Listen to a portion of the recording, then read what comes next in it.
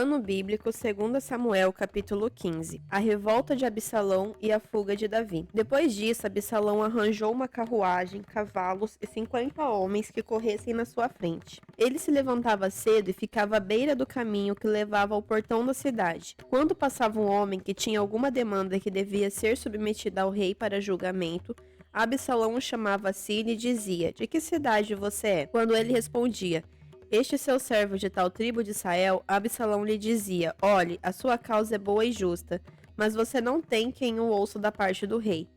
Absalão dizia mais: "Ah, quem me dera ser juiz na terra, para que viesse a mim todo homem que tivesse demanda ou questão para que eu lhe fizesse justiça."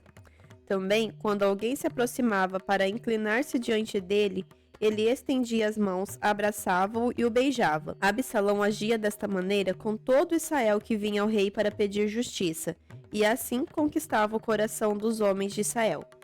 Ao fim de 4 anos, Absalão disse ao rei: "Deixe-me ir a Hebrom, cumprir o voto que fiz ao Senhor, porque, quando estava morando em Gesur, na Síria, este seu servo fez um voto dizendo: Se o Senhor me trouxer de volta a Jerusalém, prestarei culto ao Senhor."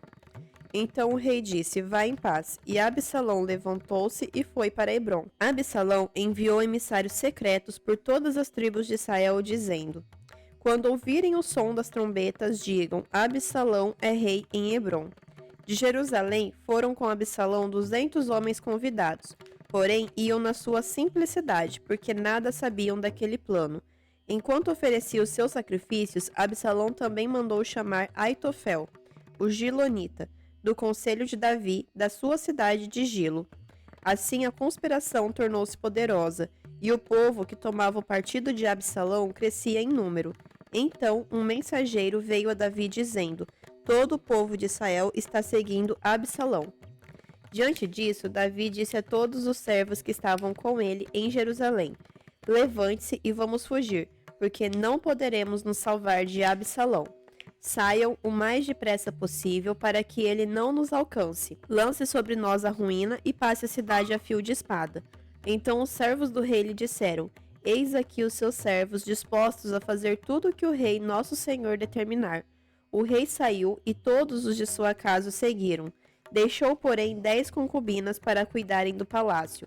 Quando o rei e todo o povo estava saindo da cidade, pararam na última casa. Todos os seus servos passaram por ele. Também toda a guarda real e todos os geteus. 600 homens que o seguiram de Gate passaram diante do rei. A lealdade de Itai.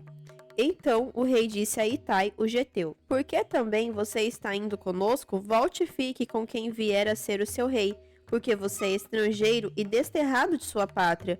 Você chegou ontem, e porque hoje eu já o levaria conosco a vaguear quando eu mesmo não sei para onde vou? Volte e leve consigo seus companheiros, e que a misericórdia e a fidelidade o acompanhem."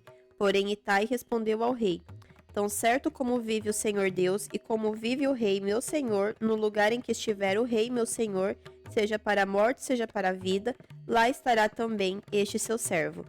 Então Davi disse a Itai: "Vai e passe adiante." E assim passaram adiante Itai, o geteu, todos os seus homens e todas as crianças que estavam com ele. Toda a terra chorava em alta voz, e todo o povo e também o rei passaram o ribeiro de Cedron, seguindo o caminho do deserto.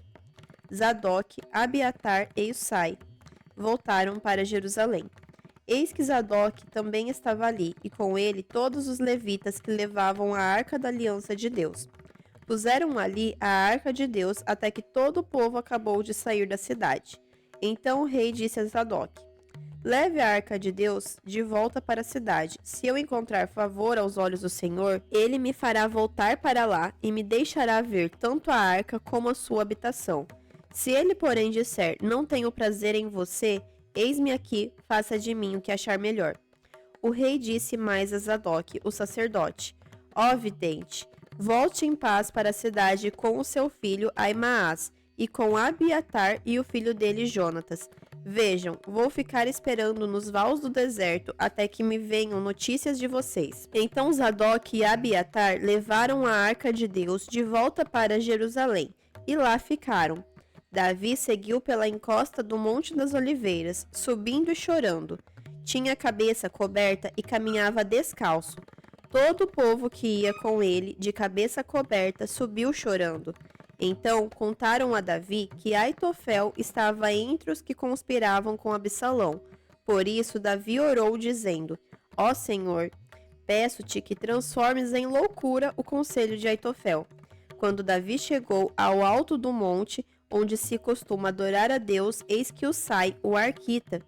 Veio encontrar-se com ele, de manto rasgado e com a terra sobre a cabeça. Davi lhe disse: Se você for comigo, será um peso para mim. Mas, se voltar para a cidade e disser a Absalão: Eu serei, ó rei, seu servo, como no passado fui servo de seu pai, assim agora serei seu servo. Você poderá me ajudar a frustrar o conselho de Aitofel. Os sacerdotes Zadok e Abiatar estarão lá com você. Conte a esses sacerdotes tudo o que você ouvir no palácio real. Lá estão também os filhos deles, Aimaas, filho de Zadok, e Jonatas, filho de Abiatar. Por meio deles, vocês podem me mandar notícias de todas as coisas que ouvirem. Então Usai, amigo de Davi, foi para a cidade e Absalão entrou em Jerusalém.